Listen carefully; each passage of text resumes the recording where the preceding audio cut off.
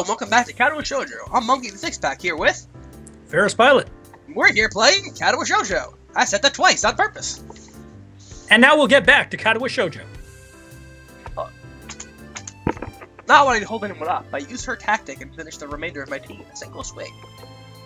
Well then, it seems we're all finished. Should we head back now or do you want seconds? Yuka's expression shows that this is quite clearly not a good idea. I think it'd be best if we head back soon. We do have to get back before curfew, after all. Oh, that's a good point. I'll meet you tomorrow, Yuko. I'll be looking forward to it. Lily, goodbye, everyone. We make our way out of the small tea house into the quite dark of the night. Lily and Hanako once again take point, but in order to cover the darkness, Hanako seems slightly less stressed than she did in this trip here. We move along against an occasional group of people emptying the school grounds, but Hanako seems to lead us along a few minor roads, avoiding the bulk of the crowd.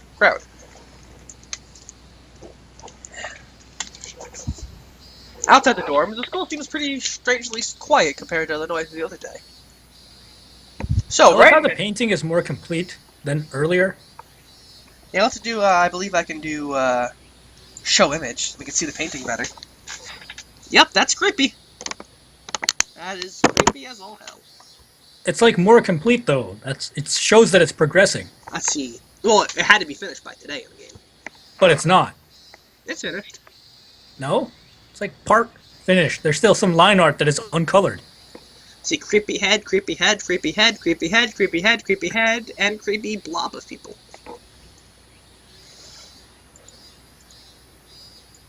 There you go. Outside the dorms, the schools, we just read that. Well then, thank you both for today. I think I learned a lot. You're most welcome, but I'm afraid that I really must be going. Today's been a long day. That's right. Julie spent all of her day on her feet. I can only imagine what walking the outside of the school would be pretty tiring for her. I feel a pang of guilt as I remember that I was probably the only one in school that got up around 10 this morning. Sure thing. Well, I'll see you both tomorrow. Good night. Good night, Hisao. Night. The girls returned to the dorms, and I to mine. Actually, now that I consider it, today tired me out as well.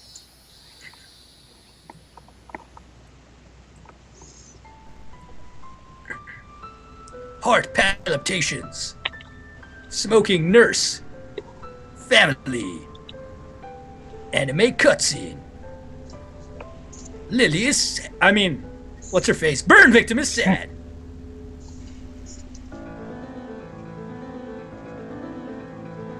People walking by. Rotating camera. Looking around. It's a guy. What's up? Happy. Are you not going to say anything? Okay. Guys, I think Monkey died. Guy is playing video game. Reading book.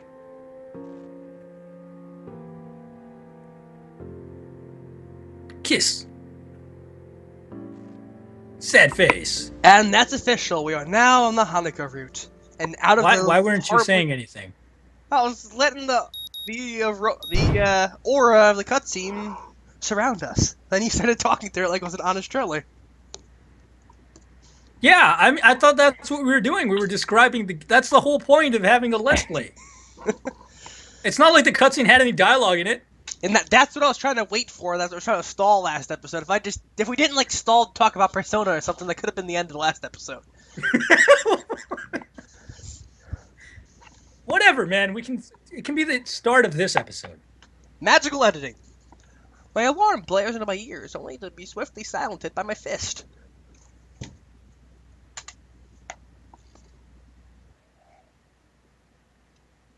My body switches into auto mode, carrying my subconscious self out of bed and into my uniform. As always, my bottle of pills sits on my desk patiently, waiting for me to take them and pick out my daily doses of medicine. 17 pills a day. So we're not even going to talk about the cutscene?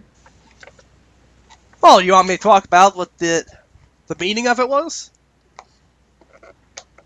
I mean, Okay. the show that well, it started off by showing, him taking his medicine to signify that he is emotionally broken by taking his medicine, and it was showing her as a little kid with her family, and then it was showing her sad with her memories on the bed. And then it was then her there with all the people around who were completely ignoring her, signifying the fact that she would like to talk to people, yet her fears stop her from. And the Hasao appearing randomly and waving was signifying that she was ready to get over it and had found someone to help her. And then it was her happy because she smiled. And then that was showed the little cutscene at the scene of when he met her by showing the book, saying hi and all that. Except she smiled instead of running away. But she didn't. She ran away. She didn't run away in the end of the cutscene. And then at the cutscene, they're just sitting there. No, in the end of the actual stuff that actually. Ah, yes.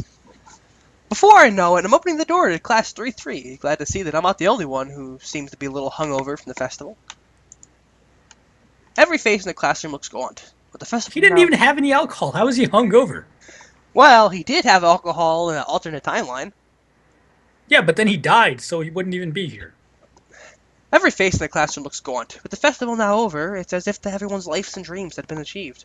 Did I just spoil the alternate timeline? Potentially. I don't know if it's going to be airing before this. I still haven't decided what's going to be happening with that very large mass of footage. Okay.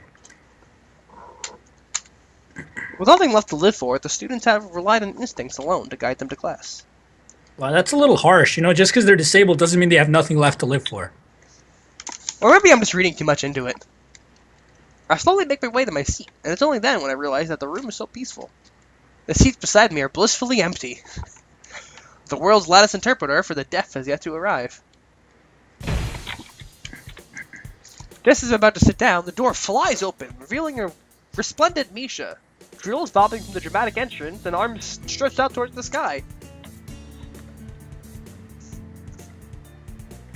Why do we need to talk to these people if we're on the what's-her-face burn victim route? Well, you now? still talk to all the other people. It's not Wow. Like it's not like you're in a small world. It's only the two of you, or the three of you. In her dream, it was like that. Do you just not like Misha? Yahoo! It's all over. Well, like Yahoo! It's all over. Come on, man. Be more enthusiastic about it.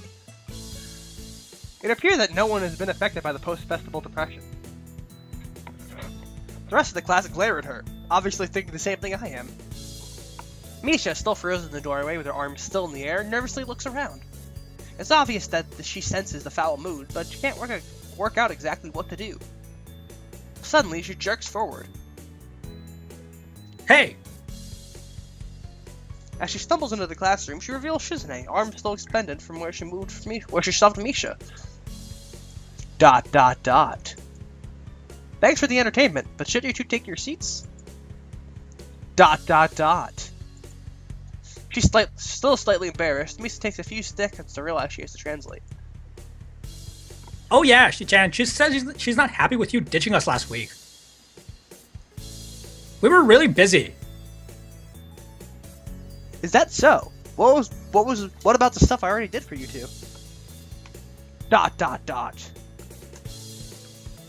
She says that only counts for council members. Since you declined, she doesn't owe you anything.